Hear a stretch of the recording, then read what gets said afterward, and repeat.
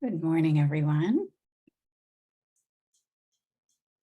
We have another minute here for folks to join, and we'll get started. So nice to see everyone here this morning. Welcome to our Mind the Moment's Thursday morning gathering, brought to you by Harvard Pilgrim Healthcare and Tufts Health Plan. This is a place where we invite experienced mindfulness instructors to speak with us about what mindfulness means to them and to discuss as a community how we can incorporate these practices into our daily lives. I'm Suzanne Rowe Palacino, and this morning on Thursday, we have a surprised guest. It's Christine O'Shaughnessy, who's here for Tarhili as she's away, and we're so happy to have her here, one of the mindfulness instructors from Harvard Pilgrim Healthcare. So good morning to you, Christine. Morning, Suzanne. Thank Nice you. to see you. Thanks. Happy to be here. Yeah, great to have you here this morning, and nice to have everyone else here joining us on this Thursday, and hoping the end of the week is rounding off well for you and that you're looking forward to the weekend. So for anyone that's new, a special welcome to you. And then also welcome back to our regulars here on Thursday morning. So Christine will start us off with a question this morning, and then she'll lead us in at least a 12-minute guided practice. There will be times within the practice that are silent. And if anyone's new to meditation, no worries, we'll give you instructions throughout the process. So everything will be guided along, and you'll be together in the community. So we're happy to have you. And so at the end of the practice, we'll have a few minutes for discussion as well. So if you go to the bottom of your Zoom screen and open up the chat, and then at the bottom of that chat, you can click on the blue drop-down menu, and that says hosts and panelists. You can change it to everyone. And then folks can see your comments. All right, so as we get started here, what question do you have for us this morning, Christine? So the question I have is, what's something in nature that brings you ease? What's something in nature that brings you ease or calm? Well,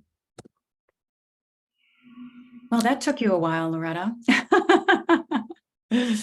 Waves. Yeah. You know what I really connect with is a breeze.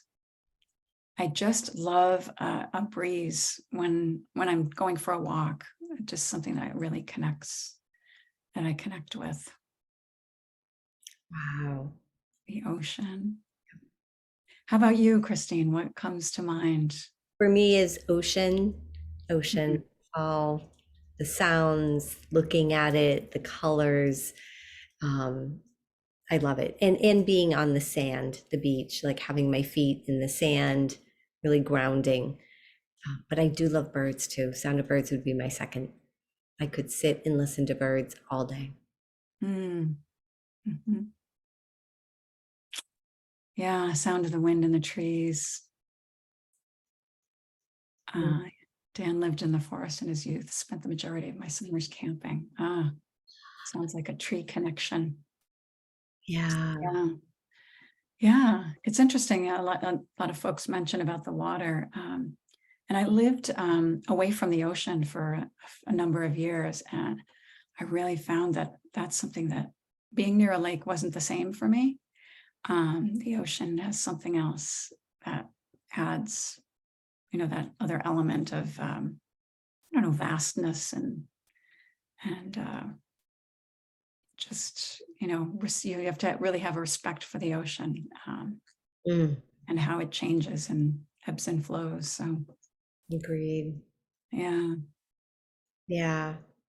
My other favorite is the sound of crickets, because when I grew up, I had a swamp in the back of my yard. And so there was always crickets or toads that would make, or frogs that would make noise at night. Whenever I hear that, that's very calming, brings me right back to my youth. Reminds me of that when Dan put in his youth summer camping, right? Sounds or the certain smell of the earth or leaves, like it can really transport you back to other moments in time. Yeah. I also think about, I've always loved thunderstorms. I don't know. I love rainstorms just in general. I love the rain, the sound of the rain.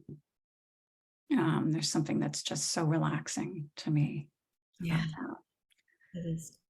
There's a lot to notice out there in nature for sure. So Yes. sense and sound of the breeze. Yeah, Mm. all great things. I wish we were outside practicing today. Then we could I all know. like bring in the experience of nature. It's so nice. Sight and sound of leaves falling in autumn. Yeah. And there's that certain scent, that crispness in the air. Yeah. Yeah. Great. All Some right. great comments there. Thanks for engaging us on that. Yeah. So as we practice today, if you do happen to be in a place where you're at home and you can open a window and invite into your practice whatever sounds of nature, birds, feel free, and we'll begin. Sounds good. All right. So getting comfortable in your seat. And I always invite people, if you'd like to stand, just to have a different posture of involvement for your practice, please feel free to do that. Standing is a wonderful way to practice, especially if you know that you're going to have a day ahead of sitting. So finding whatever posture you would like, you can be sitting all the way back against your chair, or if you'd like to slide a little bit forward and come to the edge of your chair so that you're holding the body upright, engaging it in a different way. I invite you to do that as well. And then we're going to begin just by taking a deep breath in. And as you exhale, you can either invite your eyes to close, or you can have your eyes open with your gaze downward and soft. And begin to connect with the ease of the breath coming in and out.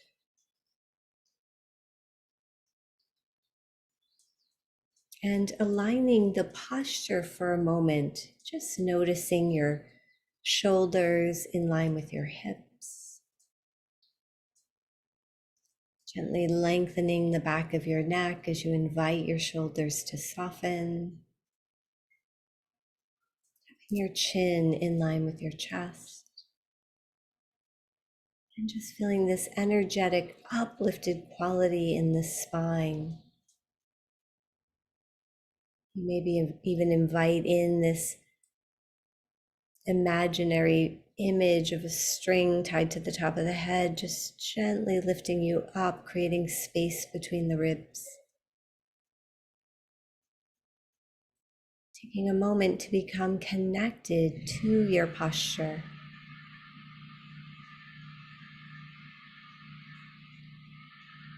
Feeling your feet connecting to the floor. Feeling the tips of your toes.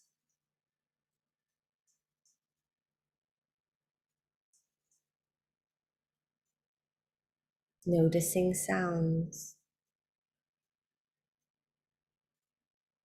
In meditation, a sound is just a sound. We notice it. We allow it to float through our awareness. We may notice commentary coming into the mind about it. Then we just gently return to the meditation object of our choice. Breath or body, or maybe a touch point like hands or feet.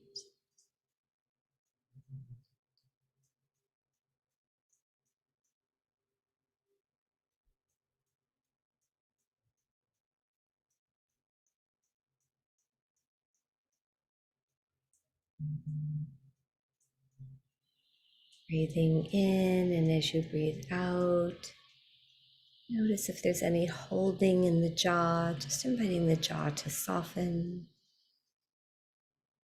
allowing your eyes to be at ease, resting gently.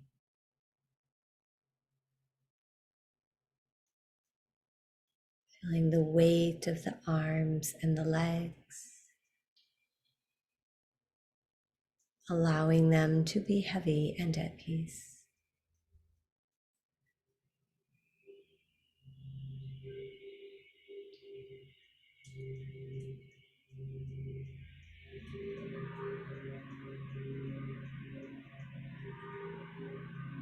And as we begin the practice today,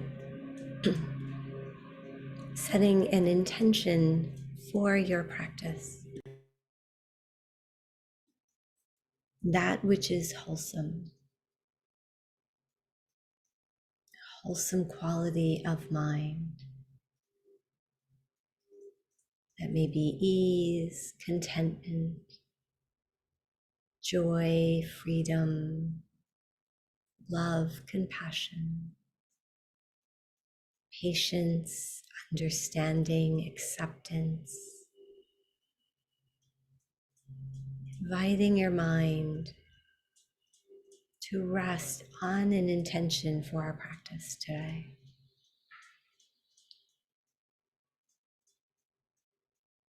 Intentions help to bring energy to the practice.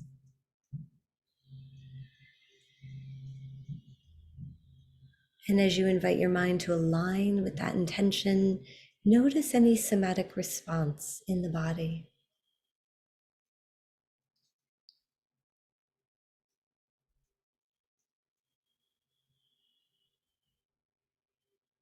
And dedicating the merits of your practice today to yourself and to all beings everywhere.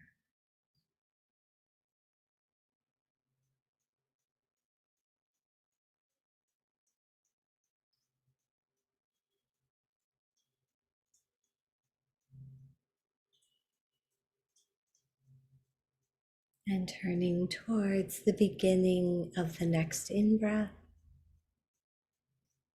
following the breath all the way to the end of the out-breath.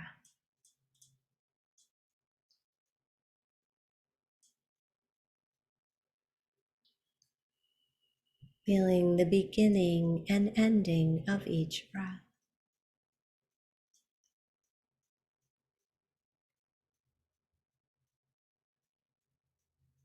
Resting in awareness of this reminds us of the impermanence of all things. Thoughts will come and go, they will begin and end. Sensations in the body will come and go. Sound will begin and end. Everything is impermanent. We practice this by observing and resting in the breath, feeling the beginning of the next in-breath, honoring the ending of the out-breath.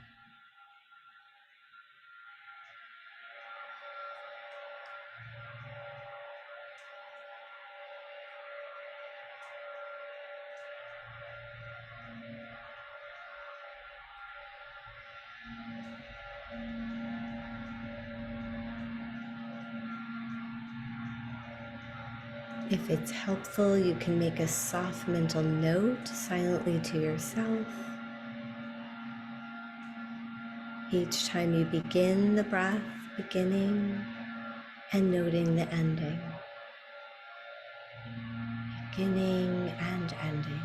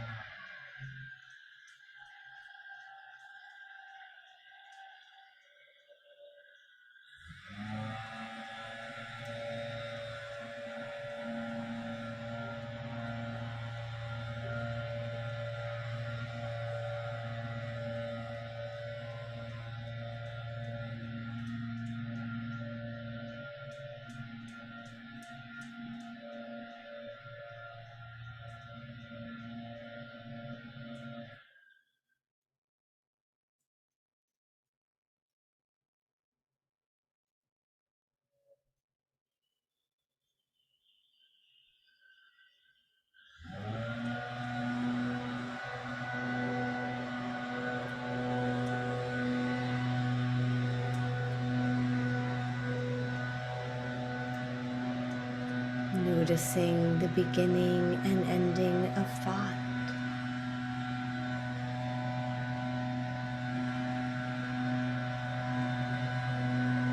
Seeing if you can notice the moment that the mind engages in thought or wandering, and noticing the moment that that releases and you're able to return to the breath. And beginning again, new breath, new beginning.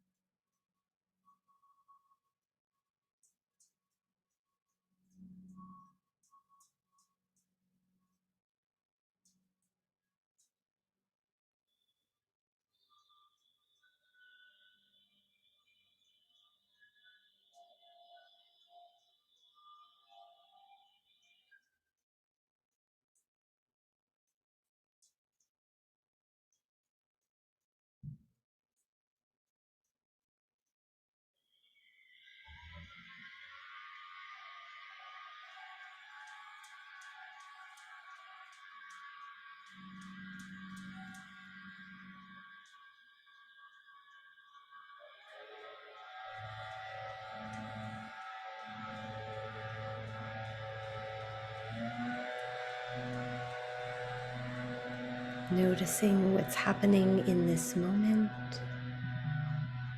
and beginning again.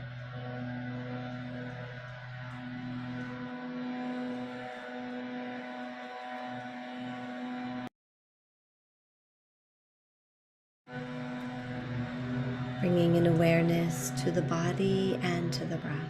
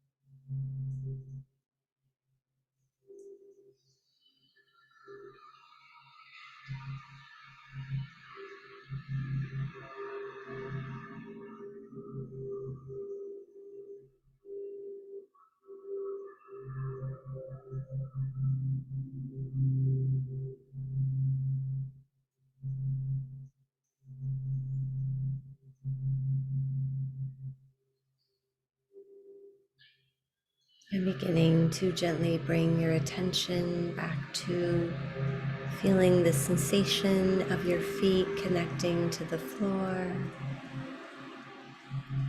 feeling the weight of the whole body.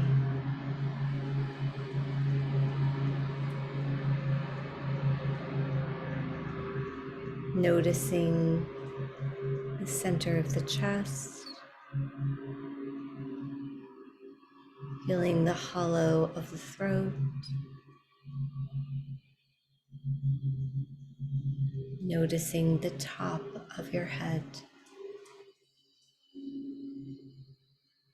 bringing your attention to your ears and opening to sound, and tracking the sound of the bells all the way to the end.